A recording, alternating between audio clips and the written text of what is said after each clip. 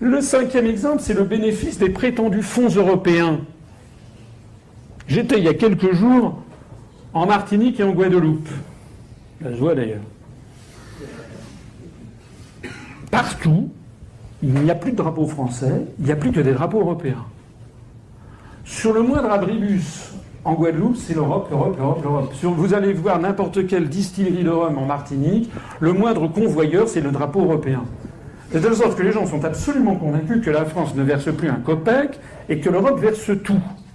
Alors nous, ce que nous nous expliquons, et là aussi nous sommes les seuls à l'expliquer, c'est que l'Union européenne fonctionne, comme vous le savez, je l'espère, sinon je vous l'apprends, comme une pompe aspirante et refoulante. En fait, tous les États, comme disait Charles de Gaulle, l'Europe, ça n'est jamais que l'argent et les fonctionnaires que les États ont mis dedans. Chaque État donne à l'Union européenne de l'argent qui provient de la TVA ou des ressources sur l'entrée de droits de douane dans l'entrée sur le territoire. Et puis la Commission européenne reverse à chaque État de l'argent. Voilà. Mais vous avez bien compris que si la Commission européenne reversait à chaque État ce que chaque État a versé, elle ne servirait à rien. Et puis d'abord, ça ne serait pas possible parce que la Commission européenne ne vit pas d'amour et d'eau fraîche. Il y a quand même il y a au moins 6000 fonctionnaires qui vivent comme des nababs d'ailleurs, les 68 gratte-ciel à Bruxelles. Vous savez qu'ils liquident leur pension de retraite au bout de 15 ans sans avoir cotisé, qu'ils ne sont d'ailleurs mis en concurrence avec personne, qu'ils ne vivent que de fonds publics et qu'ils passent leur temps à exiger que les États démolissent leurs fonctions publiques et mettent en concurrence leurs propres fonctionnaires. On croit rêver. Faites ce que je dis, ne faites pas ce que je fais. En gros, le fonctionnement de l'Union européenne, c'est qu'il y a des États qui sont des États contributeurs nets, qui donnent beaucoup plus d'argent chaque année qu'ils n'en reçoivent, et d'autres qui reçoivent beaucoup plus d'argent qu'ils n'en donnent. Et puis, entre-temps, il y a une petite dérivation qui tombe dans l'escarcelle de la Commission européenne. Donc, qu'est-ce que ça veut dire ? Ça veut dire que parmi les États les plus contributeurs, c'est l'Allemagne, la France, les Pays-Bas, l'Italie, le Royaume-Uni et la Suède. Et à l'autre bout, vous avez pour l'essentiel les pays de l'Est, qui reçoivent de plus en plus d'argent. Sans compter que dans les dérivations qui servent à financer non seulement la Commission européenne, mais le Parlement, la Cour de justice, il y a aussi les actions qui consistent à faire des actions extérieures. Par exemple, donner de l'argent à la Turquie dans les fonds de mise à niveau. La Turquie a reçu 6 milliards d'euros au cours des 10 dernières années pour entrer dans l'Union européenne. Comme la France paye en gros 1/6 du budget, ça veut dire que les Français, sans qu'ils le sachent, ont été siphonnés de 1 milliard d'euros pour la Turquie. D'ailleurs, le peuple turc ne sait pas non plus que c'est les Français, le peuple turc qui attribue ça à l'Union européenne.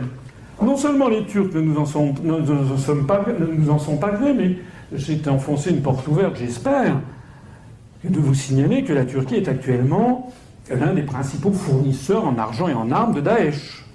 Vous savez. Alors, le circuit des fonds européens, en 2015, les Français ont versé 23 milliards d'euros, en gros, à la Commission européenne. Et la Commission européenne nous a rétrocédé 14 milliards d'euros sous forme de FEOGA, de FEDER, de politique agricole commune, de fonds social européen, et j'en passe, et des meilleurs, à 14 milliards d'euros à la France avec cette transmutation, c'est-à-dire que le drapeau bleu-blanc-rouge était devenu le drapeau bleu aux étoiles d'or. De telle sorte que vous avez des quantités de gens, je pense notamment aux agriculteurs que je vois qui n'en peuvent plus des directives venant de Bruxelles, qui n'en peuvent plus de la situation dans laquelle ils sont, et qui disent oh ben oui, mais on ne peut pas sortir de l'Union européenne, heureusement qu'elle est là pour nous payer, pour nous donner des subventions. C'est une arnaque complète. Comme si je prenais à madame dans son sac, là, sans qu'elle se rende compte, regardez là-bas. Pendant qu'elle regarde là-bas, je lui pique dans son sac 100 euros, et puis je reviens la voir 3 mois après en lui donnant 60 euros et en lui disant ah, merci qui ? Et en plus, je prends le pouvoir chez elle. C'est-à-dire, je lui dis, vous allez maintenant refaire votre salon comme je vous le demande.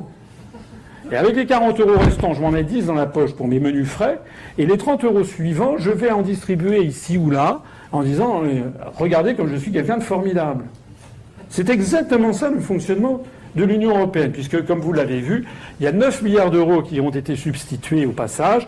La Commission européenne a prévu 9 milliards d'euros pour les donner à d'autres États membres ou à des États non membres, je parlais de la Turquie ou la politique étrangère de proximité, l'Ukraine.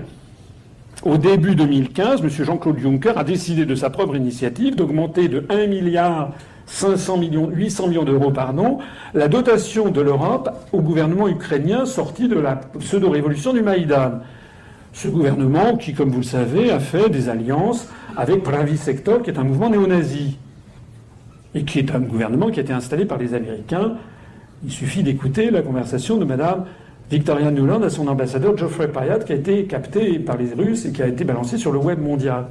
Et bien donc, on a donné 1,8 milliard d'euros de plus en 2015 que prévu à l'Ukraine, c'est-à-dire 300 millions d'euros, prélevés sur la France. Là, il y a des vrais choix politiques qui ne sont jamais explicités aux Français. Si vous vous baladez en France, en ce moment-là, si vous prenez les routes nationales, vous verrez qu'il y a de plus en plus de nids de poules.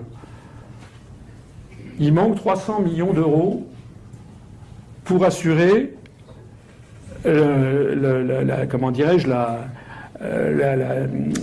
l'entretien courant des routes nationales non concédées.